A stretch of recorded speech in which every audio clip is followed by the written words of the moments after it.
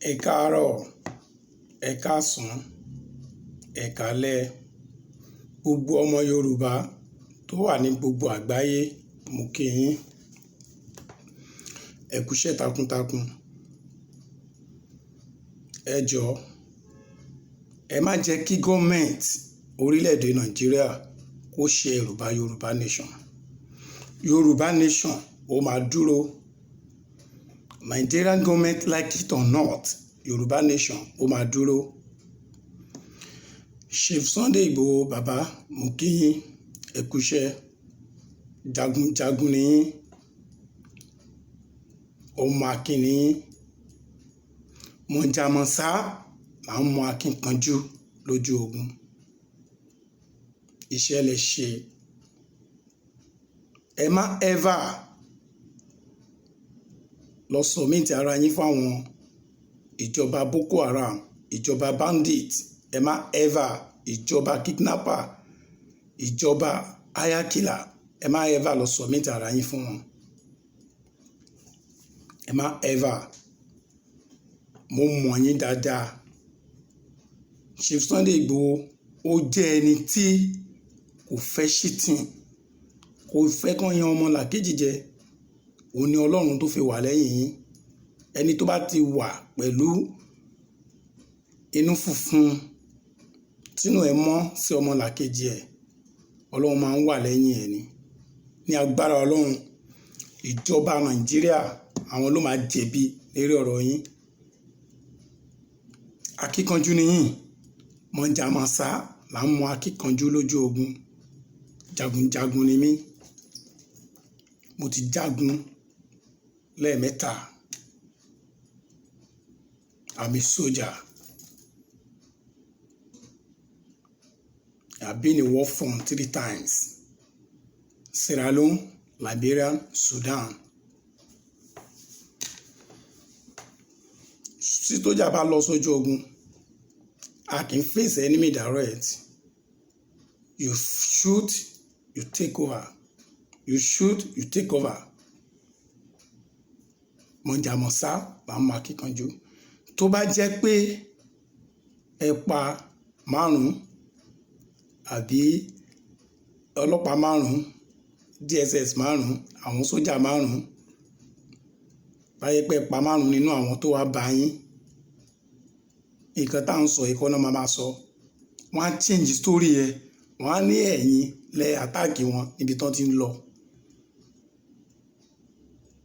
Bí ẹ ṣe ṣe yẹ ló dáa. Ọ̀gá mi ni yín. Mo ti ń tẹ̀lé yín ó ti pẹ́. And for you for life. Chief Sunday Igboho òun pààyàn. Wọ́n dẹ̀ like shitting. Mo ti ń tẹ̀lé Chief Sunday Igboho more than 15 years. Bí Chief Sunday Igboho bá fẹ́ kó mọ́tò wọlé láti Kútọ́nù, bàbá máa ń settle àwọn custom checking point by checking point. Wọ́n dẹ̀ máa fún wa ní pass, gbogbo wa máa move. Wọ́n pààyàn rí, wọ́n gbàbọ́n lọ́wọ́ custom, wọ́n pa custom kankan rí. Custom wa máa ń settle wọn ni. Ó ní iye tó máa ń settle checking point kankan. Bàbá dẹ̀ máa wọlé, gbogbo mọ́tò máa wọlé, kò ní sí problem. Ọmọlúàbí ni yín. Ìjọba Nàìjíríà, ìjọba burúkú ló wà ní Nàìjíríà. Kì í ṣe ìjọba tó dáa. Ìjọba Boko Haram, ìjọba bandit. Ẹ kó 300 soldier special forces lọ sílé èèyàn tí ò ṣẹ̀yìn. Ẹni tó ń ṣe rálì, gbogbo pààyàn rálì rèé, kò dá lórí, kò síjà kankan tó ṣẹlẹ̀ ní rálì tí bàbá ń ṣe. Torí election 2023 pé ó fẹ́ disturb yín. Ẹ̀yin tí ti parí 2021, tẹ́ ti mọ̀ 2022, tẹ́ ti ní mission 2023. Ta ni ayé níwájú ayérayé? Ta ló sọ fún yín pé ẹ̀mí yín máa di 2023? Ẹ̀gọ̀. Gbogbo ẹ̀yin tán kó lọ s'Abuja ní ọ́fíìsì DSS, ní agbára Ọlọ́run kò sí kankan tó máa ṣe yín. Ẹ máa padà sílé láyọ̀ àti àlàáfíà.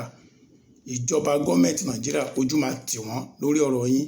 lórí ọ̀rọ̀ Yorùbá nation ojú máa tì wọ́n.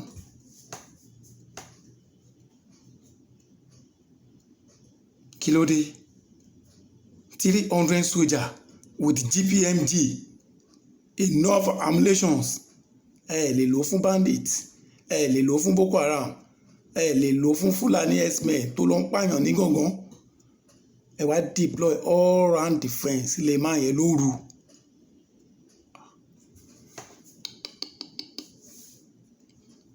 Ẹ wá deploy all round defence sílẹ̀ máa yẹ lóru. Ẹ wá yìnbọn, ẹ waste gbogbo bullet tó yẹ kẹ́ lọ lò fún Boko Haram. Kò jọ wá lójú because gọ́ọ̀mẹ̀ntì tó wà Nàìjíríà Boko Haram ni wọ́n. Tìbárí bẹ́ẹ̀ ṣe ń pa sójà every day sójà máa kú. Last week Sunday 30/1 30 soldier 1 lieutenant colonel wọ́n pa wọ́n. Ṣebí wọ́n release ẹ̀ síta ṣáwọn ṣọmọ èèyàn ni.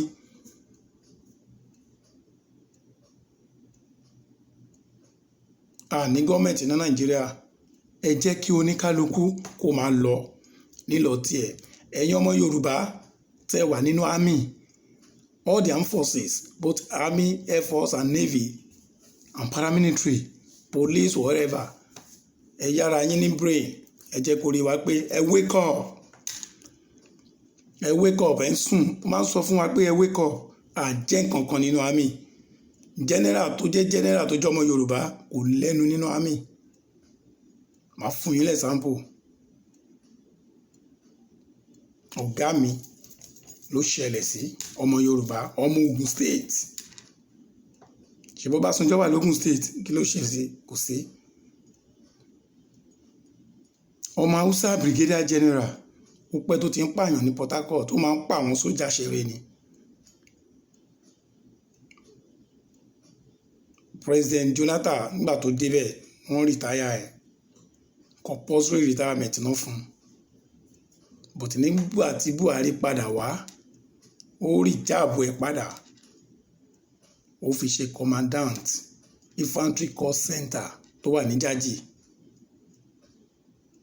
Ọmọ Yorùbá kan wà general ni, ó mọ̀wé gan, ó good, brigadier general. Ìṣòro ẹyọ kan tó ní nínú army ni pé ó mọ̀wé jù. Ọ̀gá yẹn ń gbọ́ mi sìn. Brigadier general wọ́n set man yẹn up, ó wà on pass kó tó dé. Wọ́n set Boko Haram sínú barracks ẹ̀.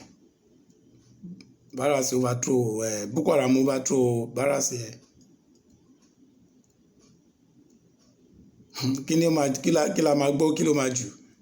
Nígbà tí wọ́n bẹ̀rẹ̀ case, wọ́n máa kọ́ demote ẹ̀, wọ́n dismiss ẹ̀, wọ́n tún jail ẹ̀.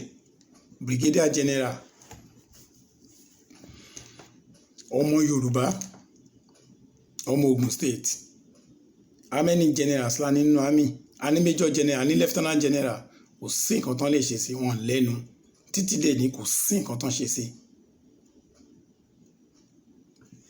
Yorùbá à ń tẹ both the commission officers and the non-commissioned officer.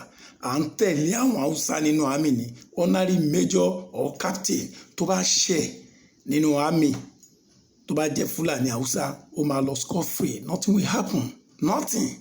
Gbogbo ẹ̀ láti rí. I spent good 20 years in Nigerian army. Kò sí nǹkan tẹ́ fẹ́ sọ fún wa báwa ọmọ nínú Nigerian army. Ìtútù àwọn Haúsá tán pa, iṣẹ́ bàbá wọn ni iṣẹ́ wọn ni wọ́n ní iṣẹ́ méjì. Ọbásanjọ́ wà ń bẹ̀ ọ́, kò help ọmọ Yorùbá yẹ̀ tó jẹ́ general tó jẹ́ ọmọ Ogun State. Till today confam. Tí máa parọ́ ẹ lọ confam ẹ̀. Lẹ́nu nínú army. General Adeniyi, major general tó tẹ̀lé àwọn boys wọnú Boko Haram, tó tẹ̀lé wọn wọlé sínú igbó ẹ̀ Sambisa Forest, tó lọ fight. The first general tó máa tẹ̀lé wọn wọlé nìyẹn. Kí lẹ́ ṣe fún? Wọ́n gba appointment ẹ̀ lọ́wọ́ ẹ̀ torí pé ó ní kán release ammunition fáwọn boys. They are good to go. Wọ́n ní kò yẹ kó sọ báyẹn. Bí ẹ fẹ́ bí ẹ kọ̀, Yorùbá nation máa dúró àwa ọmọ Sunday Igboho tó ń train àpọ̀ thousands sí wa àwọ̀ à ń ta Chief Sunday Igboho kọ́ ni problem yín bàbá yìí ò ṣe kankan fún yín kò ṣe gbogbo ẹ̀yin sójà gbogbo ẹ̀yin DSS tẹ́mọ̀ pẹ́ lè jà face bandit deploy all round defence sí gangan wá lọ ń deploy sí ilé Chief Sunday Igboho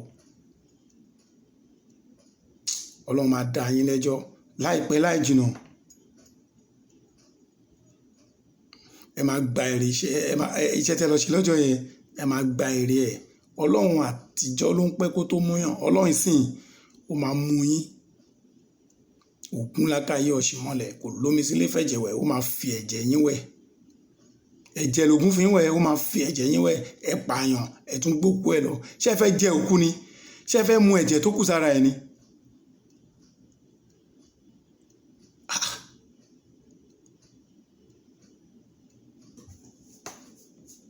ẹ̀yin ọmọ Yorùbá ẹ jẹ́ ká jí ẹ má jẹ́ ká sùn this is the time tí gbogbo wa máa wá jáde dáadáa time tá a máa jáde ní o 80 million sí wa wọn lè pa wá kò sí nǹkan tó máa ṣe fún wa ta ní ayé níwájú ayérayé ṣé president nìyẹn èyí ó general president kò lè kọ́ńtà terrorist ìlú kò lè kọ́ńtà terrorist president tó máa bá ọmọ ìlú ẹ̀ sọ̀rọ̀ ọmọ Nàìjíríà sọ̀rọ̀ tẹ́ ẹ̀ ní gbọ́ nǹkan tó ń sọ tó máa dún fufufufufufufufufufu ẹ̀rí president America ni very sound loud and clear ẹ máa understand ẹ máa gbọ́ nǹkan tó ń sọ ṣé kò ju Buhari lọ ni ṣé kò ju president Nàìjíríà lọ ni ẹ wo president Nàìjíríà fufufufufufufufufufufufufufu kachuburo banka daiska bastard.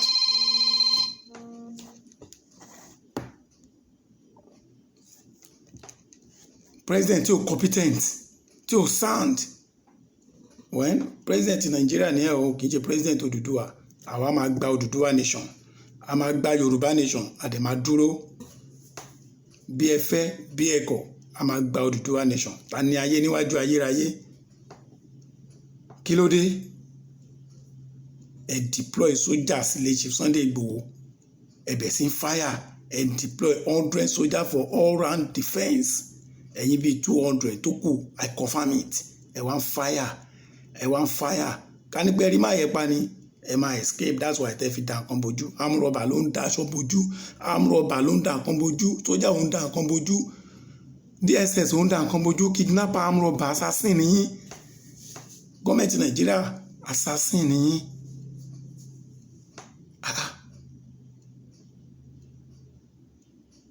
ṣé military regime la wà ní tẹ́ ń lo force on human being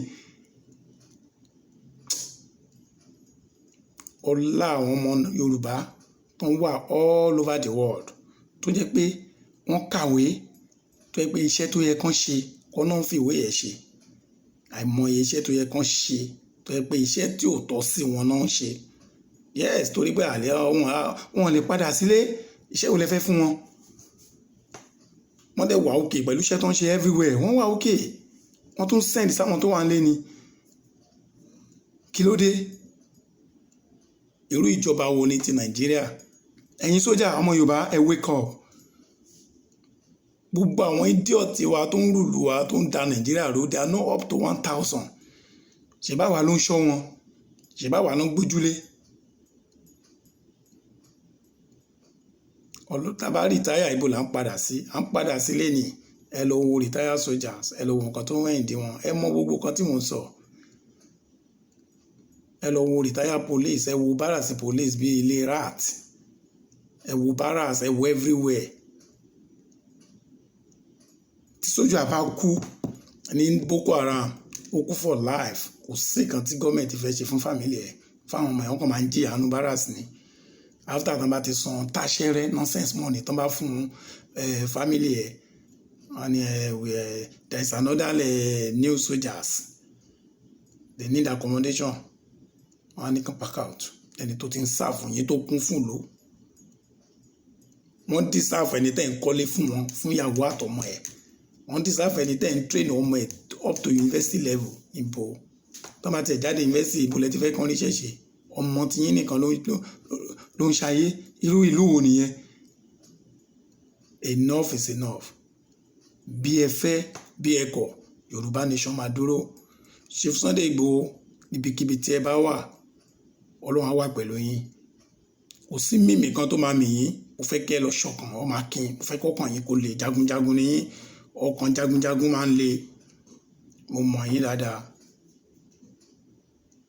Gọ́ọ̀mẹ̀ntì Nàìjíríà wọ́n máa jẹ̀bi lérí ọ̀rọ̀ yín because all over the world wọ́n ti ń wo gbogbo nǹkan tó ń ṣẹlẹ̀ ní Nàìjíríà. Wọ́n dákẹ́ wọ́n wò yín. Wọ́n wo ibi tí ìyà máa jẹ lára gọ́ọ̀mẹ̀ntì Nàìjíríà. Mo gbọ́ ní ẹnu ọjọ́ mẹ́ta tí màá kan ní woman kan wà ní United Nations second command kò sí nǹkan kan tó máa tó tí ìyẹn jẹ́ ẹgbà bẹ́ẹ̀. United Nations ń ṣe Nàìjíríà nìkan tó ti ń bribe tó ń mọ nǹkan tó ṣẹlẹ̀ tó bá ẹ̀dí lẹ́tà wa petition wa ṣó hide ẹnu wa ni ṣó gbogbo nǹkan tó ń ṣẹlẹ̀ gbogbo ẹ̀ náà ń rí everywhere tó bá ẹ̀dí ẹ̀wọ̀n ló ń lọ ìyà tó máa jẹ́ nìyẹn. Kì í ṣe Nàìjíríà tó bá mọ̀yàn ò ríṣẹ́ kì í ṣe Nàìjíríà all over the world ní United Nations. Ó níbi tí agbára ti tiẹ̀ tó mọ̀. Ẹ má máa sọ yẹn mọ́ pé ó máa hide petition wa ó máa hide lẹ́tà wa no tó bá hide ẹ̀ ṣé bóun náà ń sọ ẹ̀ wọ́n ń gbọ́ wa náà wọ́n ń gbọ́ wa wọ́n dẹ̀ ń fojú rí wọ́n ṣe máa ń dákẹ́ nìyẹn wọ́n á wo ibi tí a fẹ́ jagun yẹn fún ara wa dé kan tó dá sí kí United Nations kó tó wọlé. Àwa Nigerian soldier tá máa lọ sí ìlú onílùú Sierra Leone Liberia Sudan tá bá ń wọlé báyìí inú àwọn onílùú yẹn máa ń dùn ní pé yes àwa ti yàwó Nàìjíríà ti dé ara máa tù wọ́n. Àwa làwa yìí dá yẹpẹrẹ all over the world àjẹ́ nǹkan kan mọ́ torí Daiska president general tí ó capable.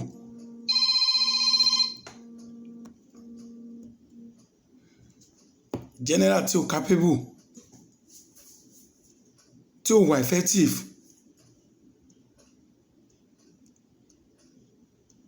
Ẹ má jẹ́ kí Haúsá Fúlàní kàn ṣẹ̀rù bà wá àwa Yorùbá. Ẹ má jẹ́ kí Haúsá Fúlàní kó ṣẹ̀rù bà wá ọmọ Yorùbá. Ẹ jẹ́ ká ṣọ̀kan mákin. No going back. That is my name. No going back. Please, no going back. Yorùbá nation now. No going back. Tá bá ti lọ padà, tá go back. I'm telling you. Wọ́n máa sọ fún àwọn ọmọ wa. Wọ́n máa fi quote as a reference fún àwọn ọmọ wa pé àwọn bàbá yín so yẹ wọ́n ṣe jù ẹ lọ. This is the generation tó máa gba Odùduwà nation. Bí ẹ fẹ́ bí ẹ kọ̀ Yorùbá máa lọ lára Nàìjíríà. À ń ṣe ara Nàìjíríà. À ń ṣe ẹ̀yà kan náà. À ń ṣèdè kan náà. Solution Nàìjíríà ni pé kí oníkálukú kó máa lọ. Ìgbò fẹ́ lọ Yorùbá fẹ́ lọ kí ló ṣẹ̀yìn Haúsá Fúlàní. Ayé yín ti bàjẹ́ nìyẹn. Ẹ lọ́pọlọ ẹ fẹ́ lọ ẹ ti mọ̀ pé àwọn tó ń bọ yín wọ́n fẹ́ gba oúnjẹ lẹ́nu yín. Nǹkan tó ń ṣe yín nìyẹn. Ẹ̀yin ọmọ Yorùbá tẹ́ ẹ ti gbọ́ràn tẹ́ ń sùn ẹ jọ̀ọ́ ẹ lọ jí. Ẹ̀yin ọmọ Yorùbá ẹ jọ̀ọ́ ẹ lọ jí. À ń sùn ẹ jẹ́ ká jí.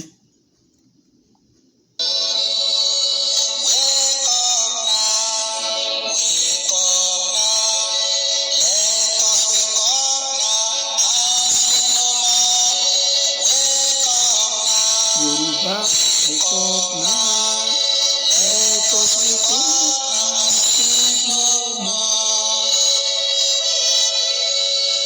Wake up now. Let us wake up and sleep no more. Yorùbá wake up now. Wake up now.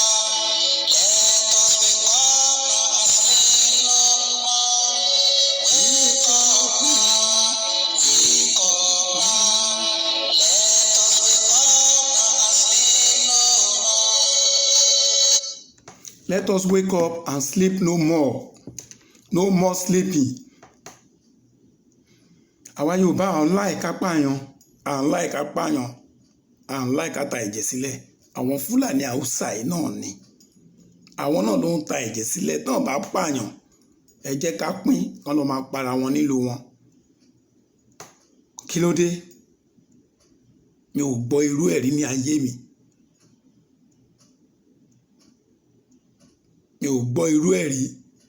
Ẹ kó GPMG General Purpose Machine Gun ẹ gbé lọ sílé ẹnìkan. Àná gbogbo àgbáyé ń wò yín o, all over the world are watching you. Buhari, you are not my president. You are a president of Nigeria. I'm from Oduduwa Nation. I'm not from Nigeria. I will never come from Nigeria for my life. I'm from Oduduwa Nation. I'm not from Nigeria no more. Whether you like it or not, I'm asking, who are you?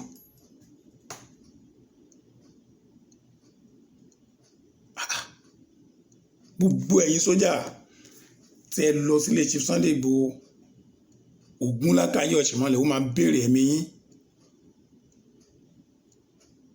Tọ́n bá rán ni níṣẹ́ ẹrú wọ́n fi ń jẹ́ tọmọ ni. Ẹ̀yin special forces, counter force, counter terrorists. Rí nǹkan tẹ́ máa arrest, ológbò ló kú tẹ́ arrest. You are disgrace to all over the world. Kò sí kan tẹ́ fẹ́ arrest DSS, you are disgrace. What? Ẹ gbé GPMG lọ sílé èèyàn láti lọ pààyàn. Kí ló ṣe fún yín? Kò pààyàn, kò jalè, kò ṣe kankan. Ẹni tí ó ṣe. Ẹ̀yin ọmọ Yorùbá, please, no going back. Yorùbá nation must stand. Yorùbá nation must stand. No going back. Bí ẹ fẹ́, bí ẹ kọ̀, a máa gba Yorùbá nation. Nàìjíríà máa pín.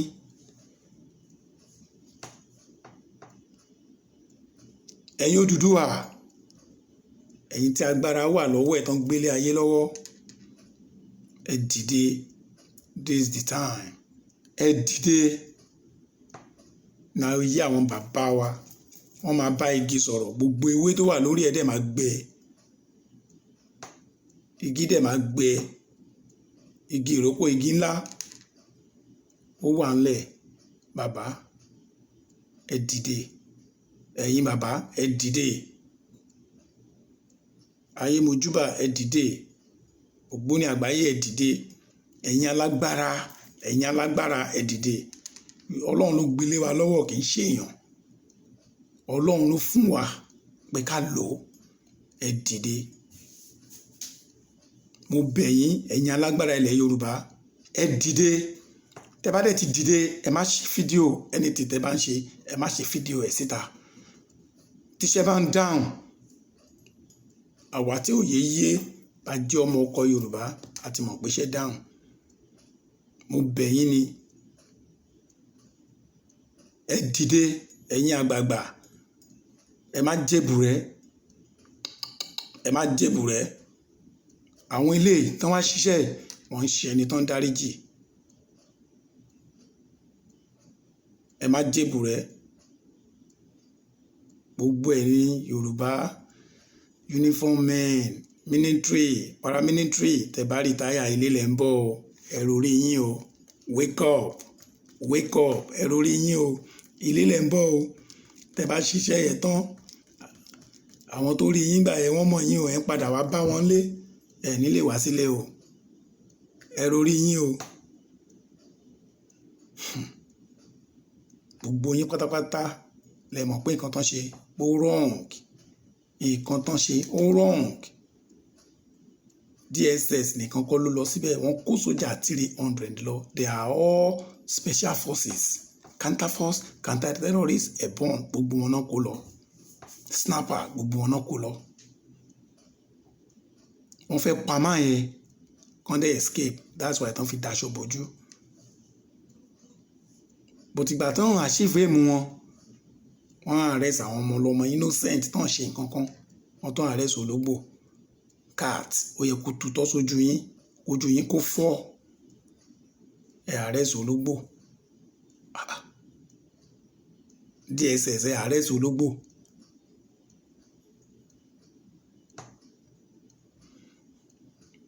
Ẹ má wọrí Ògúnlàkáyé Ọ̀ṣìmọ̀lẹ̀ á béèrè ẹ̀jẹ̀ yín kí ọdún yìí tó parí, á béèrè ẹ̀jẹ̀ yín. Ẹ fi ìpẹ́yẹ ti escape anywhere. Ta ni ayé níwájú ayérayé? Ẹni babaláwo anybody tó bá ń ṣoògùn fún yín, because mo mọ̀ pé gbogbo yín lè ń ṣoògùn. Gbogbo anywhere anybody tó bá ń béèrè tó bá ń ṣoògùn fún yín, ta ni ayé níwájú ayérayé? Ayérayé máa mú yín. Kò sí ayé kankan níwájú ayérayé, ó máa mú yín ní straight. Kí ló dé? Nàìjíríà, ẹ lè dá wa dúró, Odùduwà nation máa dúró. Nàìjíríà, ẹ lè stop wa, Odùduwà nation máa dúró.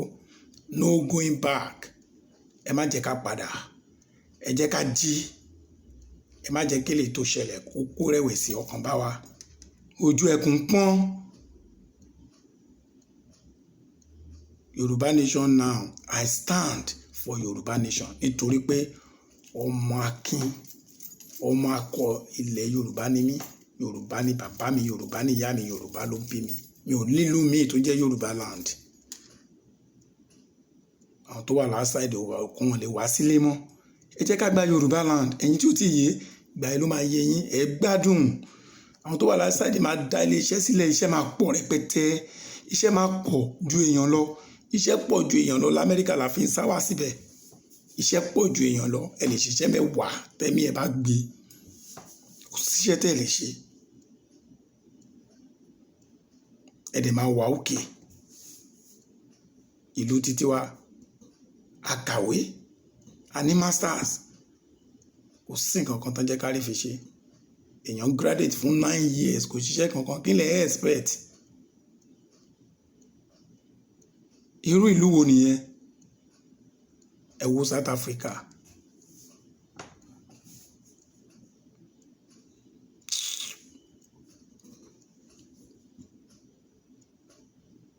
In fact, Yorùbá nation must stand. No going back. No going back. Yorùbá nation must stand.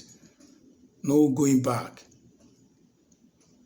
Chief Sunday Igboho, lẹ́ẹ̀kan sí Ọlọ́run máa wà pẹ̀lú yín. Ẹ má fi ara yín sílẹ̀ o. Ẹ lọ ṣèrántí Abíọ́lá ó fi ara ẹ̀ sílẹ̀. Pé nǹkan tó wà nílẹ̀ ó dáhùn lójú, ó fi ara ẹ̀ sílẹ̀. Apààyàn ni wọ́n pa á. Kò sí nǹkan tá a rí ṣe sí. Ìgbà yẹn náà fi bóyá wọ́n sì fẹ́ lò fún wa. Torí pé wọ́n ti believe pa máa ń bẹ̀rù. Yorùbá ò láìkan pààyàn, aláìkí fàájì. Yes, Ọlọ́run dá wa mọ́ fàájì. Ọlọ́run dá wa ká máa pààyàn. Ṣùgbọ́n dáwọn ìran pààyàn, a gbúdọ̀ kúrò nínú wọn.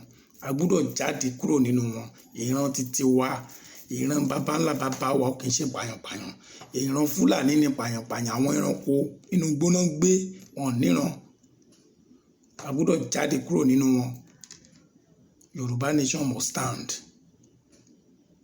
Ẹ̀yin agitator mú kí yín ẹ kúṣẹ́.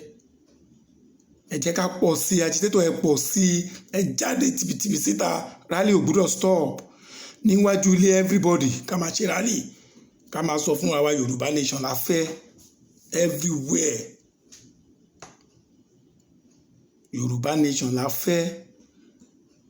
Kí ló dé? Is it by force?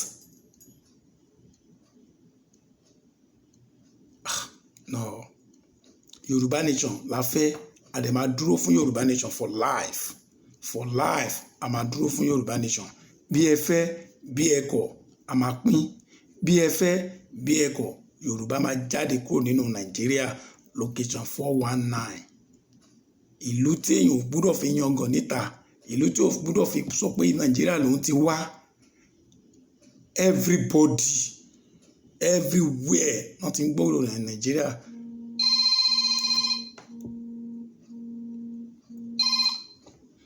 Everywhere, wọ́n ti ń gbòòrò Nàìjíríà. Bí ẹ fẹ́, bí ẹ kọ̀, a máa pín. Yorùbá nation must stand. Ẹ má jẹ́ ká rẹ̀wẹ̀sì. Wọ́n fẹ́ ṣẹ̀rù bà wá. Ẹ má jẹ́ kán ṣẹ̀rù bà wá. Ẹ má jẹ́ kán kó wa láyà jẹ. ẹ̀yin àgbààgbà ẹ jáde ẹ dìde, ẹ̀yin ìbílẹ̀ ẹ dìde. Ayé mojúbà.